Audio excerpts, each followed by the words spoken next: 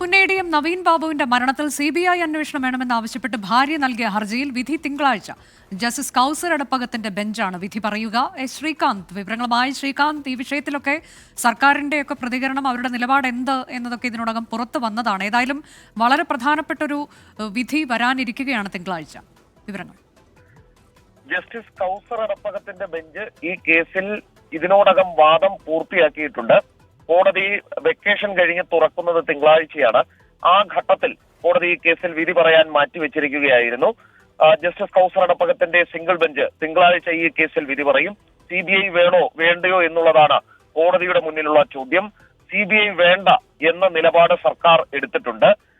അന്വേഷണം നടത്താൻ നിങ്ങൾ തയ്യാറാണോ എന്ന് CBIയോട് കോടതി ചോദിച്ചപ്പോൾ കോടതി പറഞ്ഞാൽ ഞങ്ങൾ അന്വേഷിക്കാൻ തയ്യാറാണ് എന്ന് CBI മറുപടി കൊടുത്തിട്ടുണ്ട്. കുടുംബത്തിന്റെ ആക്ഷേപങ്ങൾ, ആരോപണങ്ങളൊക്കെ തന്നെ അവർ മുന്നോട്ട് വെച്ചിരുന്നു.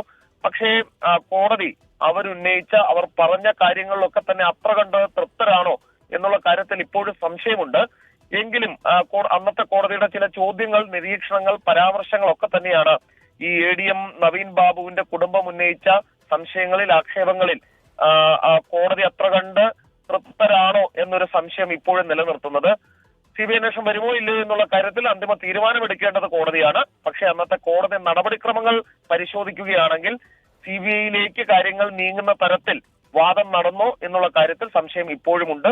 കാത്തിരിക്കാം. തിങ്കളാഴ്ചയാണ് വിധി. അതെ, തിങ്കളാഴ്ചയാണ് പ്രധാനപ്പെട്ട കോടതി തീരുമാനം വരാൻ പോകുന്നത്. നവീൻ ബാബുവിന്റെ മരണത്തിൽ CBI അന്വേഷണം വേണമോ എന്നതിൽ തിങ്കളാഴ്ച കോടതി വിധി പറയും. ജസ്റ്റിസ് കൗസർ എടപ്പകത്തിന്റെ ബെഞ്ചാണ് വിധി പറയുന്നത്.